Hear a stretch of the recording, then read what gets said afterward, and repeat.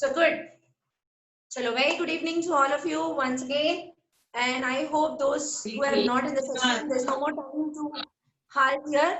I'm so glad that you have solved your cases paper and you had shared your scores. And coming to the overall analysis of the scores, what you had shared with me, not bad. Very good evening, Isai. Not bad. Yes, you had done your best. Though before the discussion is over or before the class is started, if you are able to get this score, which you have shared in a private mode, that's good. If this is your score, I'm sure that with more of discussions, classes and all that, you will be 100% able to clear your June 2021 CSIR net. You can also parallelly try your DBT JRF. You can apply for ICMR. You can apply for GAME PyTech. So you have all doors open and we are here to help you. So with this small note, let's start the discussion of cases 2018. Are you all ready? Yes? In full Josh? Yes, ma'am. Great. So shall we start with the first question of case set? Yes? Yes, ma'am. Okay, done. So let's start with the very first question. Whatever we are able to discuss in the next 1.5 hours, we'll discuss these questions and remaining will postpone for tomorrow or the day after, according to everyone's convenience. Okay, so first thing is whoever can give me the right answer and the explanation, I'll ask you. If you're not able to give the justification, then I'll give you justification. So let's start with the first question. It's a very easy question. It's about ORF, right? So I hope everyone has your question paper with you. And let me read out the question. I'm not reading the question entirely. I'm only reading the crux of it because you all have the question paper with you. So the very first question is about open reading frame, right? So they are saying that an open reading frame, ORF, has 333 nucleotides. Yes, an open reading frame has 333 nucleotides and number of amino acids in the protein synthesized from this ORF are. So we need to identify from the 333 nucleotides which are present in the ORF, we need to identify how many amino acids could be formed. Okay. So now to start discussing this question, can somebody say what is ORF in one line? What is an open reading frame and it constitutes what? What is an ORF? It starts with what and it ends with what? What is an open reading frame? Can somebody say what is an open reading frame? It starts with, samjho, this is A and this is B. What is this and what is this? What it starts with and what it ends with? Quick. No idea? Okay, let's not waste time. See, an open reading frame is something which starts with a start codon, yes, and ends with a stop codon, which means it can, yes, starts with methionine, right? Starts with methionine. Anmol, you can give your answers in a common mode, no problem if it's right or wrong, let everybody interact. So it starts with methionine, which is AUG, the start codon, and it ends with any of these stop codons. We all know that there are 3 stop codons, UAA, UAG, and UGA. So the open reading frame has an ability to transcribe. So now, right, now we all know that if this is going to be the open reading frame, and one particular thing, the amino acids consist of 3 codons, right? Yes, every 3 codon constitute 1 amino acid. So when there are 333 codons, right? When there are 333 codons, which means you can frame 111. Yes, 333 divided by 3. So 333 divided by 3 would be 111 amino acids. But the answer is not 111 because though 111 amino acids are formed, as I told you, ORF includes, ORF includes the start codon with the stop codon. And stop codon is not going to transcribe. Yes, stop codons are not going to give rise to any protein. So among the 111 amino acids which are formed, we have to minus 1. Why should we minus 1? Because this 1 indicates the stop codon. So in that case, what will be the answer? 110. Right? Did you got the answer right? So in that case, it is 110 amino acids are there which have the ability to form protein synthesis. Yes, did you got it? Shall we move on to the second question? So second question, this is from molecular biology. Did you all got the answer right? Shall we move on to second question? Yes? Yes, ma'am. Please respond quickly so that. Okay. So shall we move on to the second question? Yes? So the second question is about the movement of the plants. Yes, it's very important. You just have to take only 2 words to answer the second question. The 2 words that you need to take are plant movement, touch stimulus. So it's very simple. We all know that the plant move based on different stimuli, right? So the question over here is touch stimulus. So touch over here. What do you mean by this? With the touch stimulus, what could be the answer? It is a very straightforward question. The touch refer for thigmotropism. Thigmostropic. Right? Tropism refers to thigmotrophic, right, Anmol? Tropism refers to movement, and the touch stimulus refers to thigmotropism. Yes, touch stimulus refers to thigmotropism. Let's discuss the other option also. What is chemotrophic movement then? The chemotrophic movement is if the plant moves based on the chemical, right, stimuli.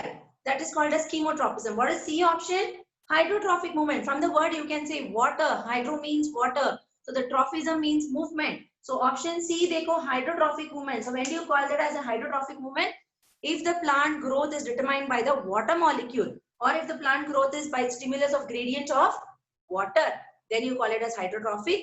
And finally option D, osmotropic movement. What is osmotrophy? Uptake of organic molecules based on osmosis. So if the movement is based on uptake of gradient molecules based on osmosis of the movement of particles, and then the tropism takes place, then it is called as osmotrophy. So the right answer for this question is thigmotropism, because it is the stimuli is touch.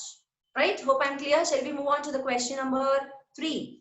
Question number 3 is based on color blindness, a very, very simple and easy question which we've been learning from our BSc, right? So basically, we all know that the cross-linking occurs like this, X, X, and XY, right? So this is in general, we all know that the sex determination in human occurs by XX, which is a sex chromosome for female, and XY is the sex chromosome for male. We are discussing question number 3. Now, when you actually see the parameters, XX, if it combines, it forms female, another XY, it forms male, and if this X and this X combines, it forms again a female, and this X and this Y combines, it forms a male. So that is why we say 50% chance of female and 50% chance of male, right? So here, if you look into this, 50% chance of female and 50% chance of male.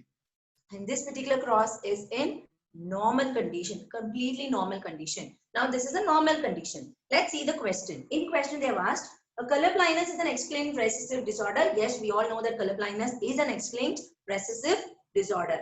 Now a child, okay, the possibility of a child who is born to a normal father and a career mother, right? So what is a career mother and normal father? So normal father here, if you see, XY is going to be XY. There's no change over here, right? XY is going to be XY. But she is going to be a career. So when you represent, please listen, when you're representing color blindness as a career, then it means XCX. Yes, only the career will be in 1X. And if it is a colorblind mother, the colorblind mother are denoted by XCXC. So this denotes a colorblind mother. This denotes a career mother, and a normal X and X denotes a normal mother. Similarly, in XY, the normal X and Y denotes the normal father, and XCY, right? XCY, there's no carrier because there's only 1X in the father. So XCY denotes the colorblind father. Okay. So now don't discuss about it. Now the given question, let's come into the given question. So did you understand what is the denotions? What is the denotion that you have to do? XX is normal, XY is again normal, and XCX, which is a career mother. And if the C denotes, superscript C is for both XC and XC, then it's for the colorblind mother. Since the question is asked for a career mother, then it's going to be like this. This is for XC, right? XC and X, this is for career. Now the same denotions, you have to change all these. How will we change all these? How are we going to change all these? XC with X. So this is going to become XC, right? This is going to become XCX, correct? Now XC with X, this is going to become XCX. XC with Y. XC with Y, this is going to become XCY. X and X, this is going to become a normal female, and X and Y, this is going to become a normal male. Now the question over here is a colorblind female, right? A colorblind female and a colorblind, a career female and a colorblind male. Now the question over here is among the 4 options of the child born, the possibility of the child born, which is colorblind, 1, 2, 3, and 4. This is a career female, this is a colorblind male, this is a normal female, and this is a normal male. So the probability among the 4, the probability of a colorblind child which is born is only 1 among the 4 under this condition. If the condition is different, let us discuss that also. So that is why the answer here is option C, 1 by 4. Right? Did you all got it right? Did you all got it right? Yes? Yes? Did you all got it right? Yes or no? 1 by 4, did you all got it right? Yes, done. Now let us change the option and see. If in this condition, if in the same condition, if in the ISA you have not got it right, no, but have you understood? Have you all understood? Yes, if you have not understood, let's change the option. If in the same condition, okay, you have understood. Let us change the options. If we change the question into a different form, let me put a different question. What could be the question? If I am asking you, yes, if I'm asking you, a colorblind female with a normal male, then what could be the probability that the child is colorblind? I'll put the question again. A colorblind female crossed with a normal male, what could be the probability that the children is colorblind? So as I told you in the beginning, colorblind female would be denoted by both C, right? So the option here would be XC for colorblind. We are changing the question. If the question is a colorblind female and normal male, so XY.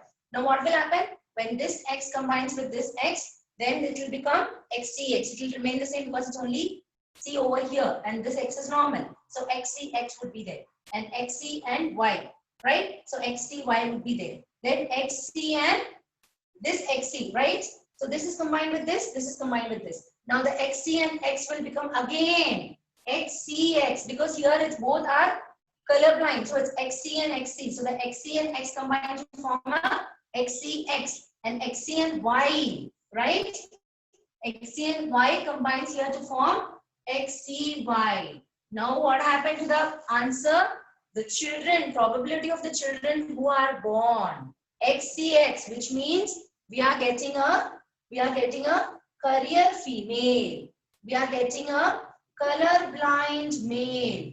Again, we are getting a career female. And we are getting a colorblind male. Right? Which means the probability of the child who are colorblind now, the answer will change from 1 by 4 to 2 by 4. Which means 1 by 2. Why? Because all the males, all the male child, all the boy child who are born would definitely be a colorblind because now both the X are with C. The mother is a colorblind. Yes. So when the transmission takes place, the father has only one X. So any X which combines to this, yes, the female could be careers and male could be a colorblind. So here the option would be for this question, the option is 2 by 4. If you do not have 2 by 4 an option, then you may get 1 by 2. So this is how, based on the cross, based on any similar such type of questions, not only for colorblind, similar type of questions you will also get for hemophilia.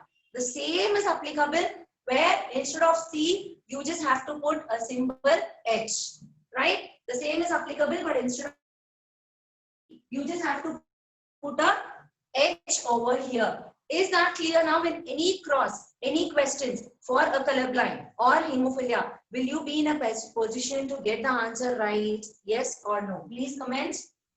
If any cross, whether the father is colorblind or mother is colorblind, whether the mother is carrier or father is colorblind, whether the mother, yes, thank you, Isai, good. So whether the mother is colorblind and father is colorblind, both are colorblind. When both are colorblind still, what happens?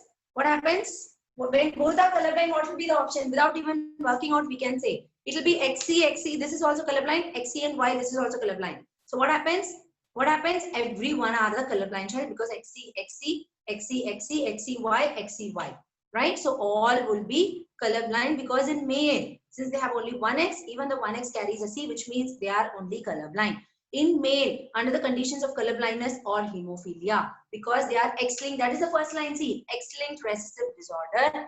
In males, there will be no carrier. Either the male would be a normal male or the male would be a colorblind male.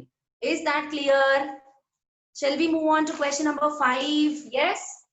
This is going to be very simple and you need to answer me. Yes, I'm not ma'am. going to discuss. Sorry, fourth question, right? Yeah. What is the answer for fourth question? Which technique is used for studying transcription process? Very simple. In our molecular biology class, we already discussed transcription is nothing but conversion of DNA to mRNA, right? Transcription is nothing but conversion of DNA to RNA for formation of DNA to RNA. Look into the options of the techniques. Blotting techniques, northern blot, western blot, southern blot. Yes. So we all know when you wanted to study the DNA, then it is which blotting? Give me these options. For DNA, which is the blotting? For RNA, which is the blotting technique? And for protein, which is the blotting technique?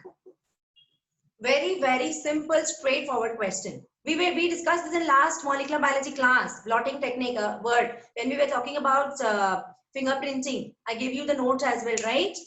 Western blot is for protein, correct. Western blot is for protein. What about DNA and RNA? Which blotting is for DNA and which blotting is for RNA? Quick. Which blotting is for DNA? Southern blot. Please do not forget. How do you remember this? How do you remember this? DNA is double-stranded. DNA is double-stranded. Double D, stranded S. So why DNA is double-stranded? Please remember DS, DNA, southern blot. RNA, in RNA only you have N. So for RNA it is northern blot. This is the way that you remember, though you know the techniques. Most of the students get confused with southern blot and northern blot. Very simple to remember that DNA is double-stranded. So we say it is dsDNA, which means for DNA it is southern blot, right? And RNA, in N, RNA only you have this, in RNA only you have this N. So N stands for northern. So for RNA it is northern blotting. Now give me the answer for fourth question. The answer for fourth question will be right away. With this you can easily guess. What are the options? A, B, C, D. So many options are given. But what is the option? Which is the right answer? Come on. C. Northern blotting and in situ hybridization. Very good. Right. Correct. C is the right option. Okay. So let's move on to question number 5. Again, question number 5 is very, very simple. S for S and P for P. This is what I gave you. And we in detail discussed Hershey-Chase experiment. And I think there will be no necessary for explanation of fifth question. Am I right? By now, you should be very thorough with the fifth question. S, sulfur protein in supernatant and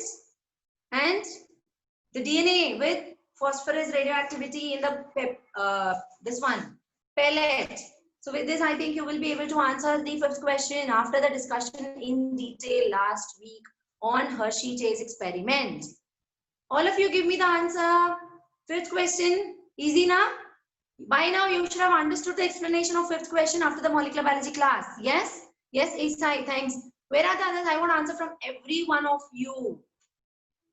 I want answer from all of you. Is everybody in? I'm not getting any answer except Isai. Where did you go, all of you? Anmol, yes. So did you all got the answer right for fifth question?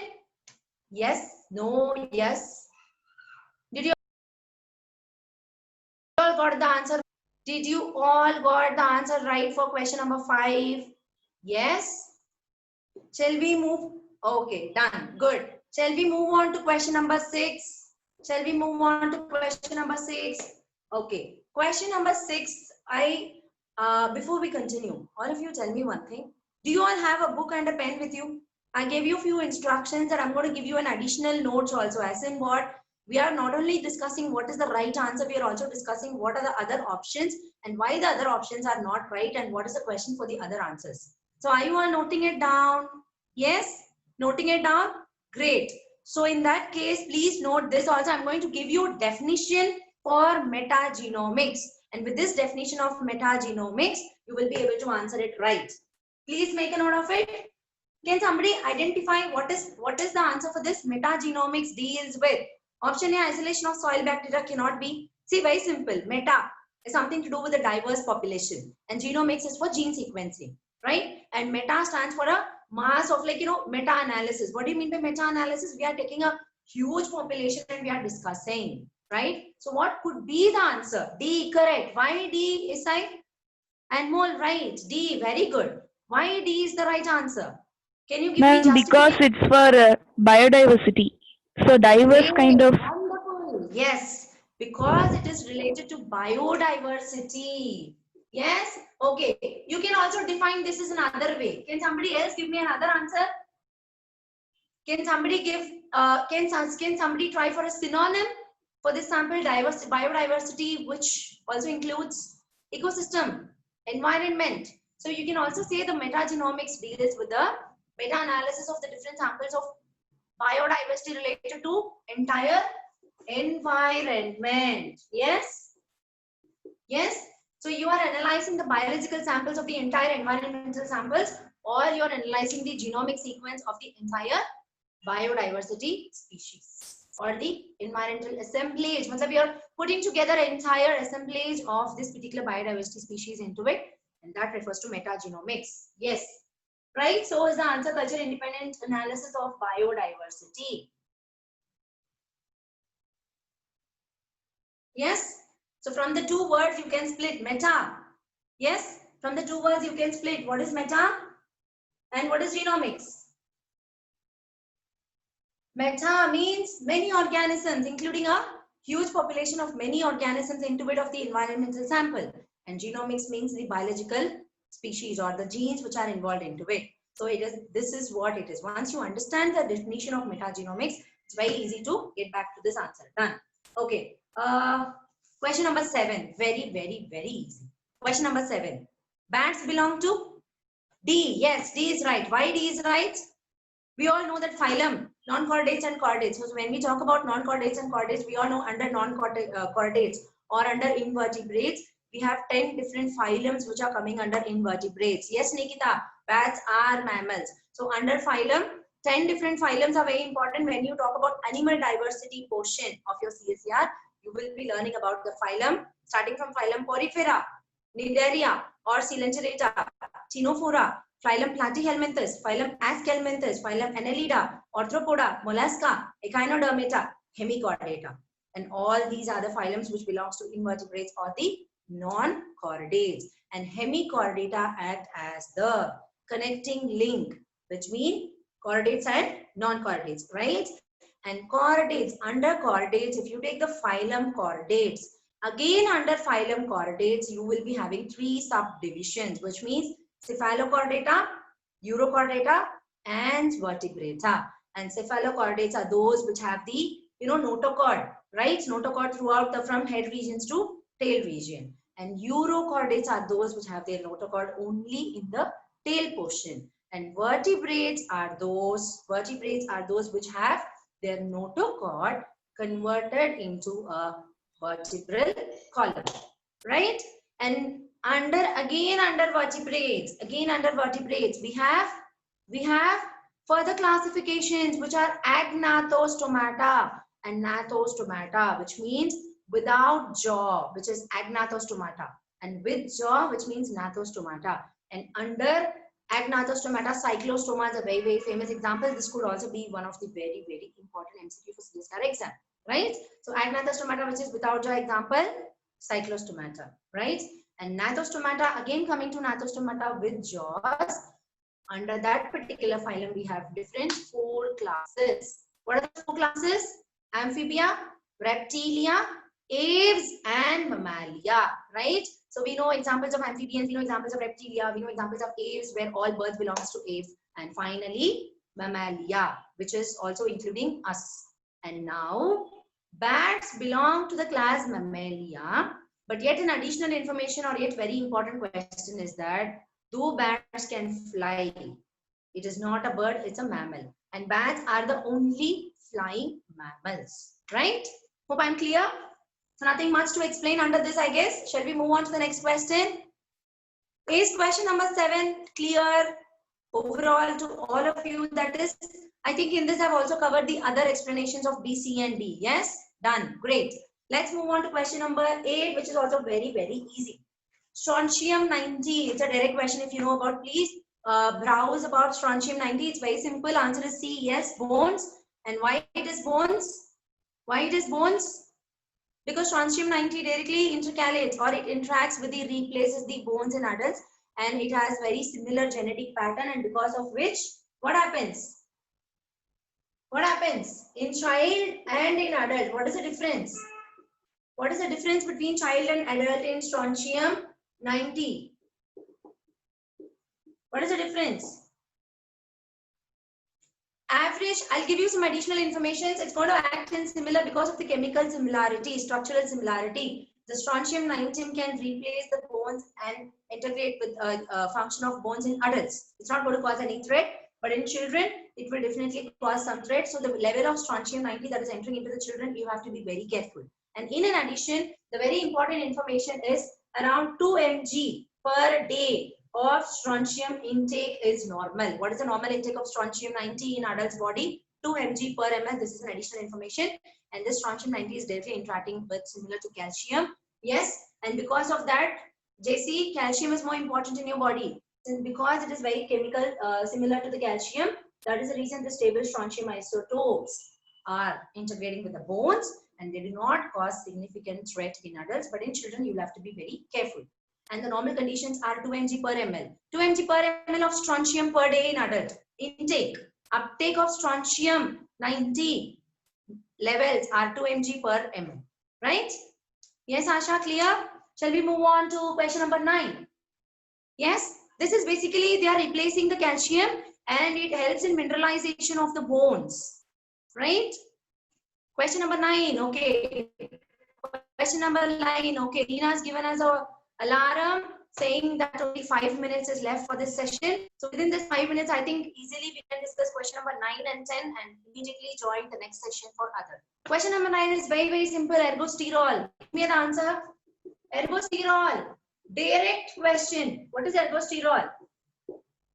It's a sterol present in the cell membrane of filamentous fungi. Yes, answer is filamentous fungi because it's a very, very straightforward question. Ergosterol is the sterol component that is present in the cell membranes of the filamentous fungi.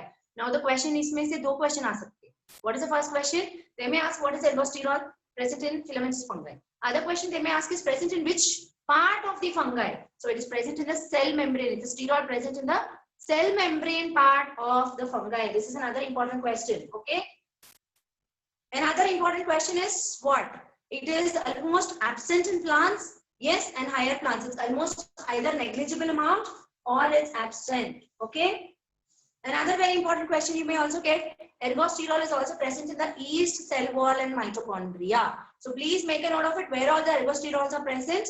Ergosterol is basically present in the cell membrane of the filamentous fungi. That's one thing. Other questions which may also be asked, ergosterol, which is also a sterol, which is not only present in the cell membrane of filamentous fungi, but is also present in the cell wall and mitochondria of the yeast cells. A common name yeast, scientific name for yeast is Saccharomyces cerevisiae, but it's either negligible or almost absent in higher plants. Please make a note of it. Today you get the question this way. Tomorrow with the same ergosterol you may get the question the other way. This is how you need to discuss every question paper. I keep insisting you, once you start solving many question papers, which we are going to do in a week at least, we will ensure that we will solve 1 or 2 papers. Then definitely as you go on, all units would be thorough with and you will gain more and more confidence. Before the section is out, let's discuss question number 10. Yes? Yes, shall we? Shall we? And ergosterol is also a component of all mycelia. Mycelia is the, filamentous hyphae. It forms the mycelium. Yes, mycelium is the component of the filamentous hyphae of fungi. It's also present in mycelium. It's also present in the spores. And not only that, this ergosterol is also a component of vegetative cells. So you may be asked any questions in this particular frame which I told you. And I hope you are taking running notes along with me. Every word cannot be written on board. Are you taking running notes? Great. Yes. So please take additional information as and when I say. Have a separate book, a good pen and a good notebook. Done. Great. Thank you, Nikita. Thank you, Isa. Thank you, Anmo. Thank you all. 10 questions. Very simple. Now we are going to quickly discuss in 1 minute before the session is out. What is the answer for 10th question? How many of you got it right? Identify the right sequence of immunoglobulin gene segment joining the results in the production of functional heavy chain of immunoglobulin. Very, very simple. With one line, you can conclude the answer. What is the answer? Simple, very simple. D. Okay, very good, Isai. D is the right answer, which means VDJC. Why VDJC? What is the explanation for this? In one line, you can give the explanation. Yes, Lena, we are concluding the first session in 1 minute. In one line, you can give me the answer for this. Why the answer is VDJC? Can somebody tell? Switch on your microphone. Can somebody give an answer in one line? Why VDJC is the right answer? Because see, when you look into the question, it's all only about heavy chains of Heavy chains immunoglobulin. mattum. Yes, heavy chains mattum in Tamil, right? So which means what? Heavy chain only contains something over here, and light chain do not have something which is over here. What is that? Tell me. Is it B, is it D, is it J, or is it C? Which one is that? Which one is that? D, right? So that is why VDG says the right answer. The D which you talk over here. Yes? What do you mean by D? It is nothing but the diversity gene. Yes? And J stands for the joining segment. So you have a variable region and you have a constant region. So everyone knows the immunoglobulin structure has two variable regions and two constant regions. And in the constant regions, we have two heavy chains and we have two light chains. This is common. VH, VL, CH, CL is what everyone knows. So उसमें से questions नहीं आएगा. Andilo question रादु. See, I forgot Tamil. Questions adila paradu. So what will be the main thing? They will confuse you. They will ask you based on heavy and light chain components. So heavy chain, the very important part of it is diverse genes. And J stands for the joining segments, right? J stands for the joining segments. Yes. So another very important note, please take note of this heavy chain D. You have 27 diversity genes and 6 joining. Please make an additional note. 27 diversity genes and 6 joining segments are present within that heavy chains of immunoglobulin. And so the answer is VDJC. And thank you so much for all of you. Do not leave. This is session 1. Immediately you would have got a Zoom link of session 2. Asha, you did not